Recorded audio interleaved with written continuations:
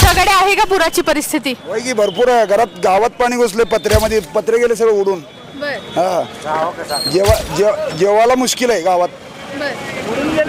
सगळं हव्याने नाही वड्याने वाहून गेलं रे. घरात सोनं गेलं, सगळं गेलं, पैसे गेले, सगळंच गेलं आमचं. आम्ही सध्या वाऱ्यावर आहे, त्यामुळे तरी तो कोथिंबीर करा 2 रुपये पेंडी घेऊन.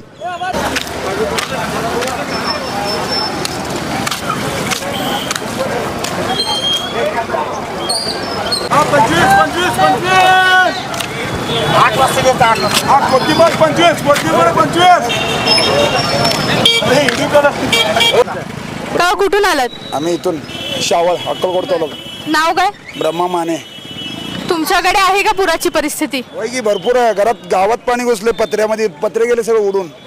हा जेवायला मुश्किल आहे गावात. सगळं हव्याने नाही वड्याने वाहून गेलं रे. घरात सोनं गेलं, सगळं गेलं, पैसे गेले, सगळंच गेलं आमचं. आम्ही सध्या वाऱ्यावर आहे, त्यामुळे तरी तो कोथिंबीर करा 2 रुपये पेंडी घेऊन.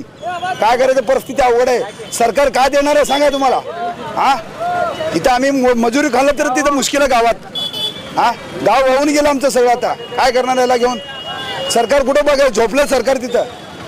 सरकार इथं यायला तयार नाही, मेलं तर येणार नाही. नंतर येऊन काय करणार त्यांनी?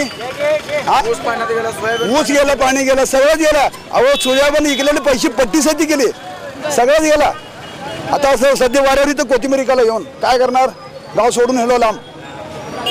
हा एवढं गुडीवर पाणी उभारलं कांद्यात, त्याला कोण देणार भरपाई? पंचनामा कुठलं? कोण द्यायला तयार नाही, यायला तयार नाही गावात. काय करत त्याला घेऊन सरकारला? अरे बाई सोड तिथं अक्षरची जेवायला मुश्किल आहे गावात. काय करायचं घेऊन सरकारला? हा सरकार कुठलं येणार आहे? नुसतं त्यांनी बसला एसी मध्ये, आम्ही इथं मरायला पोहोचत. माझा या परिस्थितीतून बाहेर कसं पडायचं?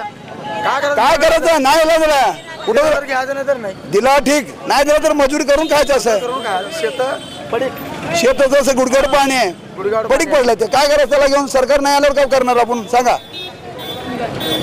सरकार मदत केलं तर काय तर आपल्याला पुढे येईल. सरकार नाही मदत, आपण तिथं खड्ड्यातच राहणार अजून बी. एक पोरगा एक पोरगी आहे. काय करतात ते दोघं? काय नाही, घरी बसूनच. पोरग शिक्षण करते, अजून 12वी आहे. मुलगी लगीन झालंय, डिलिव्हरी आहे. आता या पूर परिस्थितीमध्ये कशा या सगळ्या गोष्टी कशा व्हायच्या? काय करायचं? कुणाकडे बसायचे, घुसणं घ्यायचे पैसे. कोण आहे जरा बंगल्यात आहे त्याच्याकडे जायचं, बघा पैसे द्या म्हणायचं, मागायचं, परत त्याला फेडायचं. याज काढायचं 10 रुपये टक्क्याने, परत याज फेरायचं. आता दिवाळी आहे तोंडावर. हा हो ताई, दिवाळी आहे. तुमच्या सरकारला जाऊन पैसे मागायचे, याज नाही म्हणालो मी. परत ते याज फेडत बसायचं, नाहीतर शेत विकायचं. परिस्थिती असंच आहे. सरकार फक्त बघायला आहे, हे मरायलाच काय बघित नाही.